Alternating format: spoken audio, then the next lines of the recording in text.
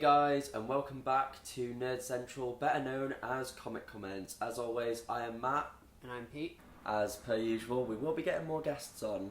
We actually have guests lined up for some future episodes, so you don't have to look at our mugs the whole time. The format of the show is going to be changing a little bit, just because we want to be able to film a lot more freely, and what we're going to be doing is we usually have cleaning up and then the main story.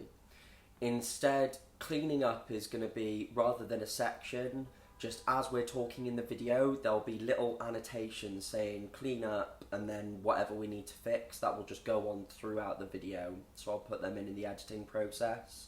And just little format changes like that. I'll probably actually add a proper title at the start and then a separate title for the book and all such things. The show's always going to be changing until we find a format that we're like, that's the format that we dig and that you guys like, which is the most important part. I think what I'd like to do, maybe just before we get into the story, is we could have a segment at the start. It won't be in every episode, it will just be if we need it to be there, and it will just be called Anything to Know. And it will just be if there's anything that's not related to the story, but perhaps like movie news, or if there's something like that that we want to put into the videos, then we can. I say that, but funnily enough, there really isn't anything worth noting. So let's just jump straight in with our main title.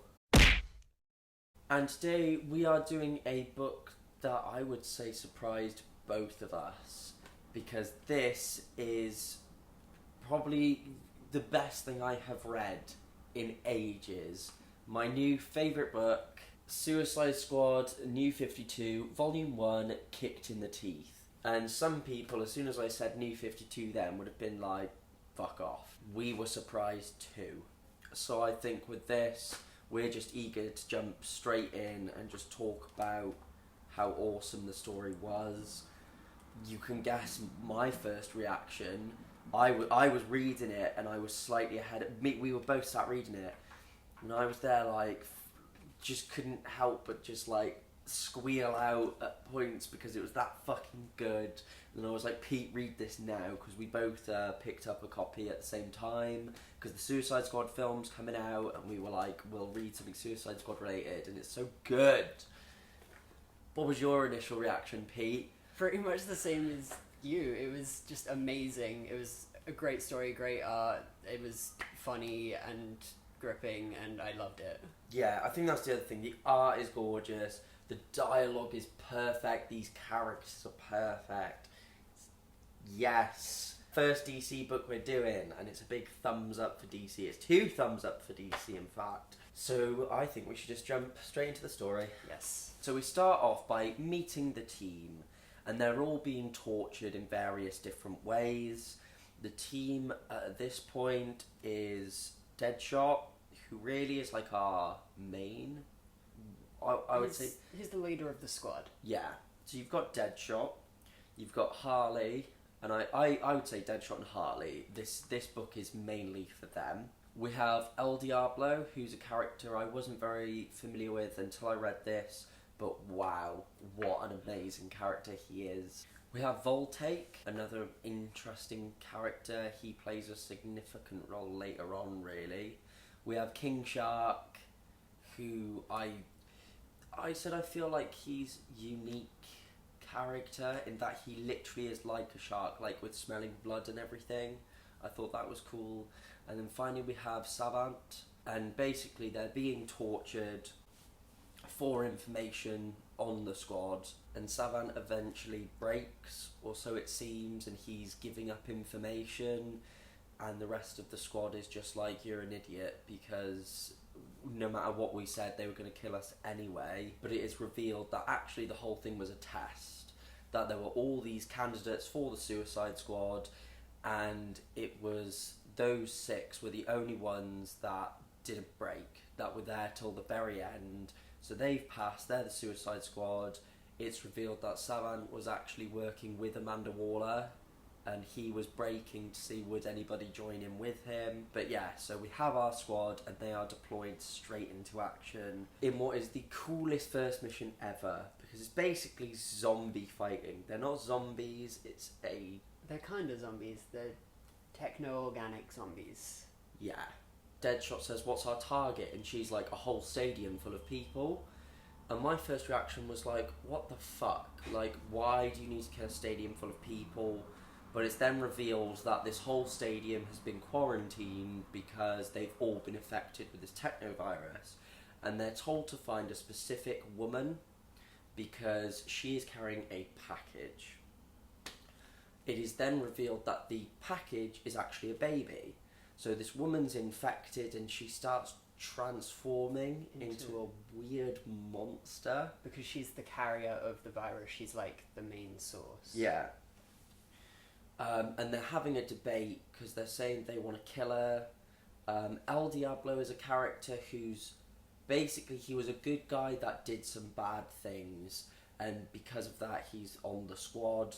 But he's saying we've got to save the baby, which they do because the baby is the package, and the baby was not affected by the virus, making it the cure in Amanda Waller's mind. So while the fighting was going on, Deadshot lifted his eye mask thing, shot a zombie in the face and got like blood in his eye, so he got infected with the technovirus.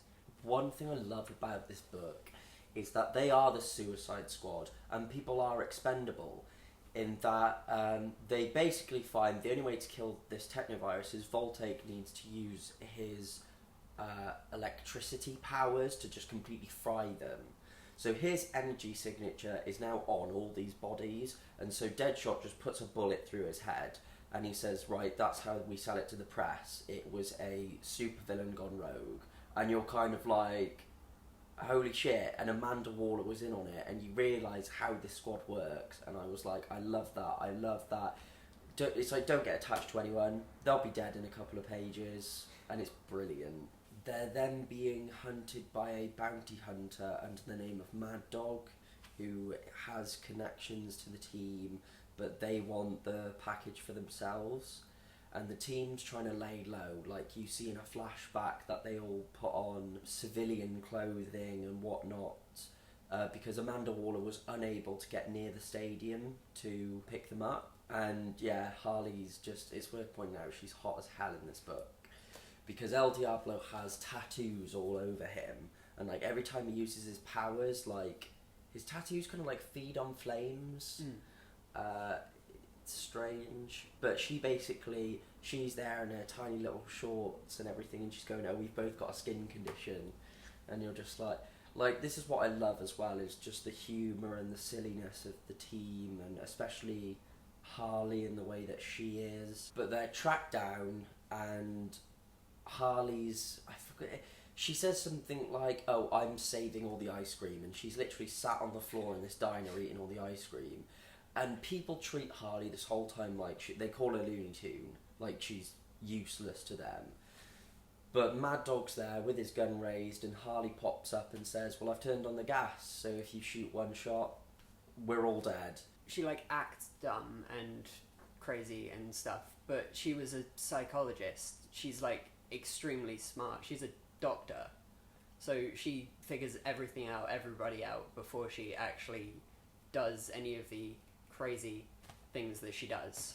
Yeah. So anyway, it kind of gets to a point where everyone just sort of disperses from that area. The place ends up blowing up. They get out of there. Mad Dog flees, and King Shark actually catches up with him and kills him for his necklace. Yeah, and Deadshot finds King Shark afterwards, sees the necklace, asks where he got it from, and then King Shark just says, found it. That's what I love, that really dry sense of humour from King Shark, because everyone's sense of humour is different. So Harley's is really clownish, on the nose, whereas King Shark comes out with stuff, and you just can't help but laugh at it. Then we get a point which is, it's weird, but again, it's one of the more sexier parts of the book, because Harley basically goes and tries it on with Deadshot, and there's just a page which is where you realise that Harley Quinn is the hottest character of all time. So yeah, because I was like, Harley looks great drawn in this book, doesn't she, Pete? Wow. The Squad's then sort of called back into the field, and Harley and Deadshot don't actually get to bang, so it's fine. She's saving herself for me. Captain Boomerang shows up, and he basically says, like, I hate Captain Boomerang in this book. No, I hate Captain Boomerang in every book.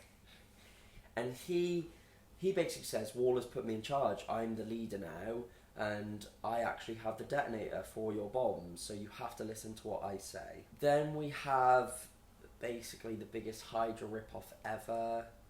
What they're called? Basilisk. And it's, Hail Basilisk! And then they take a cyanide pill. The only part in this book where I sighed. Because basically they're sent to infiltrate Basilisk to grab the doctor that creates this techno-virus. Harley then finds out that Joker's been skinned alive, which I believe was carried on into the New 52 from pre-New 52. But Joker's been skinned alive, and obviously Harley changes at this point because her focus goes completely to the fact that Mr. J is dead. The team end up meeting with one of the higher-up Basilisk people, this woman. One of Basilisk's own was killed by Boomerang, and so Boomerang was only sent in so that they could use him to be like, here's the guy that killed her, let us go. And so Boomerang ends up getting screwed over as well, because of course his detonator is not real. Amanda Waller would not let him have that, he was just there as bait. So again, there's another character gone. The Squad changes rapidly between issues, but I like it. You know, when they get back, it seems like a small thing, but it's actually quite a big part of the story then. When they get back, one of the guards turns off Harley's bomb, because we should have probably said before, the way that the Squad works is that obviously they are supervillains who are trying to shave off prison time by going on these deadly missions. For them to be kept in charge, nanobombs are put into their necks so that their heads will get blown up if they do go off the rails. Harley's is turned off, and Amanda Waller says you don't do that until they get back to their cells, and they go, well, she's just a woman with no powers, what is she actually going to do? A prison riot kicks off, there's a lot of fighting, and the Squad need to get everybody back into their cells because they need their bombs turned off as well. And this is where El Diablo starts to shine, because he basically is very much, don't want to hurt anyone, very Christian man. And then he basically just goes full on, like, unleashes hell. His whole body goes in flames. He just fucking kills loads of people. And it's like his warnings weren't working. And everyone's like, okay. And they end the prison riot, which of course was started by Harley Quinn. And she has now escaped. So another person in the Squad is Black Spider, and he got injured on the last mission. He was in the infirmary during the prison riot, and loads of convicts kept coming to fight him, and he kept beating them up because in his city, I think it was Gotham. It is Gotham. Yeah, in Gotham, he wanted to be a superhero, but they labelled him as a vigilante because he actually killed the convicts. So yeah, he was just killing everybody in the infirmary until he passed out. A new part of the Squad is a guy called Yo-Yo. He's called Yo-Yo because he can yo-yo his size. Yeah. Which was weird. But he goes to find King Shark, who's spacing out, and he goes super thin, and King Shark just eats him. Because I think King Shark freezes because of the lack of blood. He's just hungry. Yeah. And so as soon as Yo-Yo turns up, he just eats him. Weird side note, and the only plot hole in this, I'll just say this now. Yo-Yo doesn't actually die. You see him again inside King Shark. But that's it, and that's the only point where we were like, Does he come back in volume 2? Because he's still alive in there. So that was the only bit where I was like, is that a plot hole or is it explained in I'm sure it'll volume be 2? explained. I'm sure it'll be explained. Oh, side note, volume 2 isn't actually out yet because this goes up to issue 7. Yes. And we're up to 9 actually released now. Oh, okay. So this is new. Yeah, Yeah. that's cool. Also, Deadshot is cured of the virus. And earlier on we see that people keep threatening this loved one of his. And there's a little girl that comes to visit him. It's kept a secret that he's in prison and everything from her, so she's just visiting Floyd. I enjoyed that because I like the fact that Deadshot is this... When they're on Dead or Alive missions, he'll walk in and just shoot them and be like, it said Dead or Alive, that just made everything easier. And then you see him more humanised with this girl. So I thought that was a nice touch. We then get to see that there are new members on the squad. There's Lime and Light, who have like holographic powers and light powers and stuff. They look fly exactly and the stuff. same. Not that I'm not that fussed about them. No. Still, they're okay characters to have. And then Savant is back at the end, and he's pretty badass as well when he's in the field. Yeah. They are pursuing who they think is Harley, but it ends up that Harley has gathered up the Joker's old minions and has dressed them all exactly like her. So they have it. There is literally an army of Harleys. So obviously the big fight breaks out with them trying to figure out where Harley's going. Waller finally sort of admits that Joker is dead and his skinned face is being kept in the GCPD. And so the squad's going, well, we know exactly where Harley's heading then, so they're able to go and find her. Harley has found her information out by meeting up with one of the doctors from Arkham and asking her where Joker is and what's happened with him. And this is where we start getting a lot more flashbacks. We see like how Harley and Joker, how their relationship worked, how he manipulated her, how she fell in love with him. We also see the creation of Harley, which I thought was really cool in this book. Yeah. Because it's the same way Joker is created. He throws her into the acid and her skin obviously is bleached and everything like that. But it just shows us the Joker and Harley relationship. I also like the fact that when Harley eventually comes and breaks Joker out of Arkham, and as they're leaving you see he's drawn on his window, "Gone fishing." So Joker knew that he was going to be broken out and he's manipulated her in that way. Joker's just awesome. What was your whole view and whole flashback like? Because I didn't see, when I was reading this, I didn't see this turning into such a Harley Quinn centric story. No, but I'm glad it did. Yeah. Yeah, I really liked finding out how they've done everything in the New 52, and I just really liked it. I liked the whole flashback thing and seeing how he turned her kind of more insane, more like him. And Yeah. like he gave her the diamond ring on a pinky finger of the guy who killed her dad, and then she just kind of lost it after that. Yeah. But it's a nice kind of thing because Joker says, "Oh, I'm sorry, it's just the finger." And she basically says, "I can't have Mr. J, but I can have part of him and that's enough." And that's why she wants his face so badly. Obviously, the squad come in and Harley takes care of a lot of them. And it's fantastic because it's like Savant runs into a cell and she moves out the way and she says, "Well, you're on a pressure mine," and she's like, "So just enjoy your stay, bitch," and then locks the cage. And it's stuff like that where you see that, yeah, when don't upset Harley Quinn, basically. Lime and Light and King Shark are all outside dealing with stuff, and is it Lime? Yeah. Lime is caught by the police. She goes to talk and Amanda Waller just blows up her head. So we get to see the bombs in action and there is another squad member gone. So then we come up to the finale of this book which is where Harley, she's caught Deadshot and she has Joker's face, and she places Joker's face over Deadshot's face. Yeah, and then it's weird because she's talking to him like he's Joker, but then he catches on to this And he talks back. like Joker. Yeah. And then she like kisses him and stuff. He's able to wriggle one of his hands free and then just shoots her. And that's how this book ends.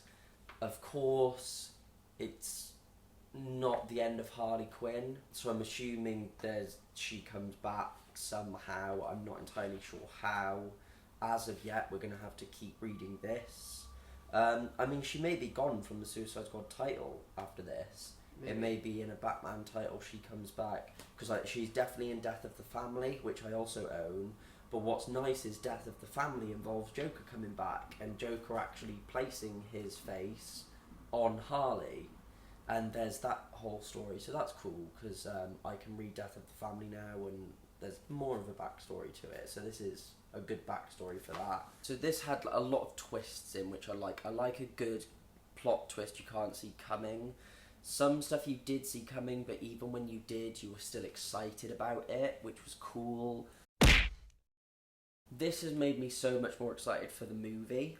I'm assuming they'll go down a more New 52 route for the film, because obviously our Justice League is New 52, like Cyborg's the Justice League, and so we've looked at like Harley Quinn, Captain Boomerang, Deadshot, King Shark, all these people that are going to turn up in the film.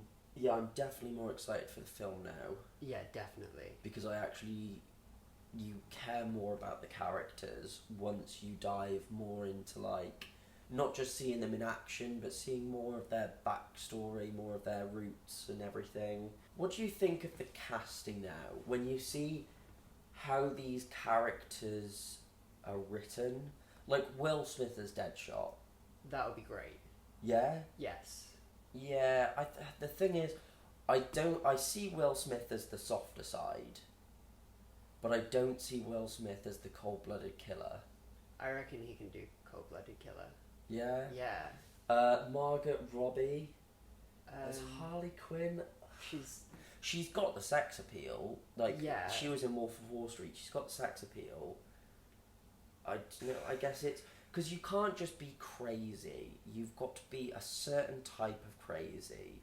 As Heath Ledger showed as Joker. Yeah. You don't just go all out silly. You have to have a very specific style for it. I believe with King Shark though, because sometimes King Shark is a big dude who is a shark. Other times he's a man, but it's like shark-esque sort of look to him. I think that's more the route they're going down. And then of course we're having like Killer Croc and Rick Flag and others appearing. The squad for the film is going to be great. We'll definitely, obviously, when the more movie news that comes out for that, obviously we'll do a film review when it's out. Our friend Becky, who's going to be a guest on the show, loves Suicide Squad. We're going to allow her to read this. I think the biggest Suicide Squad choice, he does appear in this book. What do you think of Jared Leto Joker? It's too early to say, because he's a good actor. Yeah, this is the thing. He is a good actor in the things that he's been in. There's no doubt about that. Like, this is the thing. Apparently, because I wasn't too into it all when Dark Knight came out, but apparently everyone was like, Heath Ledger's going to be terrible, and the internet kicked off, and nobody wanted him. Oh, I didn't know that. Yeah. Right, okay. And then he did an awesome job. Yeah. And because there was the photo release of Jared with all the tattoos, that wasn't a look at the Joker. That was just a special 75th anniversary picture that they did. So he will be plain looking, and the photos released look great. He's got a purple Lamborghini that says ha ha ha on, which is just classic Joker. That reminds me of like animated series Batman Joker. And there was also, you see him talking to Harley, and they go from being really intimate to him just slapping her silly. But it's the way that Jared acts it out, in that he slaps her and then just combs his hands through his hair, and it's such a Joker thing to do. yes. Definitely recommend this 110%. It's like I said, this is my favourite book at the moment. And you read it twice in 2 days? Yeah. It's that good that you finish it and you want to just read it again and just experience it again. We're definitely going to pick up volume 2 when we can. May even just go and pick up issues 8 and 9 at Comic Hero. I guess that's really all we can say for this particular episode. We've touched on the film as well. So that's all for this one. Thank you very much for tuning in. Don't forget to like this video, leave a comment, subscribe if you've enjoyed, and you can go back and watch all the other videos that we've done. We're gonna have a massive range eventually for you guys to just delve into, and we'd like to think that you'd be interested in reading the stories. Like, we'll explain them to you, and they're well worth looking up if they sound interesting.